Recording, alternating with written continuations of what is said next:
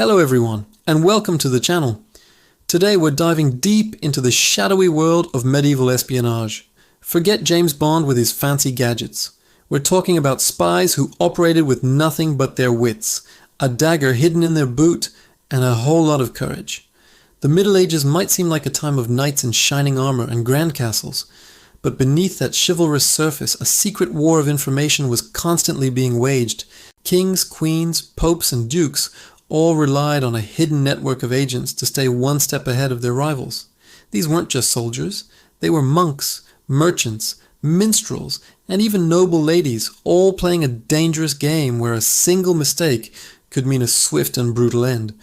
The missions were critical: gathering intelligence on enemy troop movements, uncovering plots against the crown, sowing dissent in rival courts, and sometimes even carrying out assassinations. So, what did it take to be a spy in, say, the 12th century? First, you needed to be a master of disguise and deception. You had to blend in seamlessly, whether you were pretending to be a humble pilgrim on the road to Jerusalem or a wealthy wool trader in the markets of Flanders. An accent out of place or a piece of clothing that didn't fit the local style could get you caught. Spies often use codes and ciphers to send messages, but these were far from the complex algorithms we have today. They might use invisible ink made from lemon juice, which only becomes visible when heated, or hide messages within the lyrics of a song or the text of a seemingly innocent letter. One of the most effective types of spies were those already in positions of trust. A courtier, a priest, or a servant could overhear conversations and access documents that an outsider never could. Think of the royal court as the ultimate intelligence hub. Every whisper in the hallway, every secret letter passed between lovers could be valuable information. The challenge was getting that information out of the castle and into the right hands without being discovered.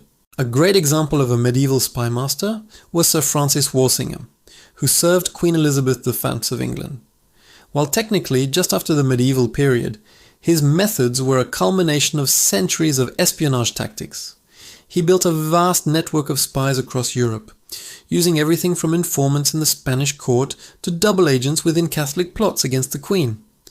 He intercepted mail, deciphered complex codes, and used disinformation to trick England's enemies.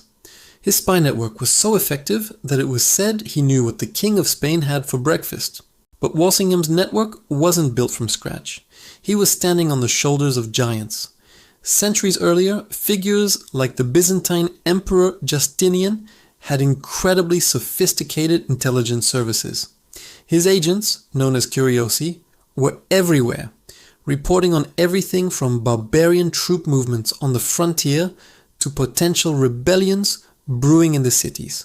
They were the eyes and ears of the emperor, ensuring the stability of a vast and often fragile empire. The Knights Templar, that famous and mysterious military order, were also masters of intelligence. With commanderies spread across Europe and the Holy Land, they had a communication network that was second to none.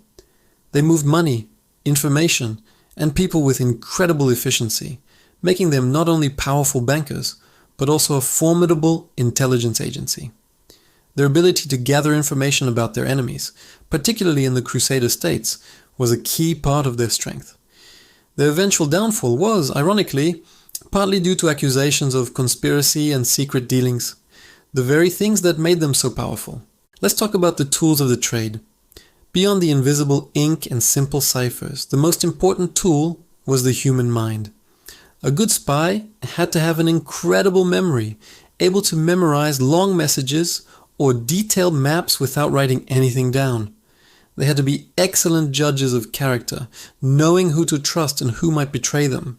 They were skilled manipulators, able to coax secrets out of unsuspecting targets through charm, bribery, or blackmail. Communication was a huge challenge. How do you get a message from Paris to Rome in the 13th century? You can't just send an email. Messages were carried by trusted couriers, often disguised as merchants or pilgrims, traveling on dangerous roads infested with bandits. To protect the information, messages were often encrypted.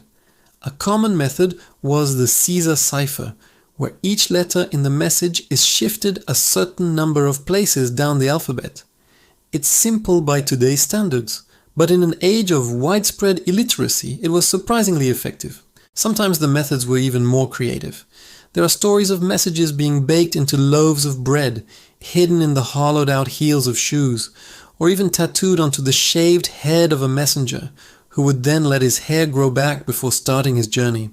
When he arrived, his head would be shaved again to reveal the message. It sounds extreme, but the stakes were incredibly high. Women played a crucial and often overlooked role in medieval espionage. Because they were frequently underestimated and considered non-threatening, they could often move through society and access places that men couldn't. A noble woman in a rival court could gather pillow talk secrets from her lover. A female merchant could overhear gossip in the marketplace. Their perceived invisibility was their greatest weapon. Christine de Pisan, a famous medieval writer, even wrote about how women's cunning and ability to gather information were essential for the well-being of a kingdom. The world of medieval spies was also filled with double agents and disinformation.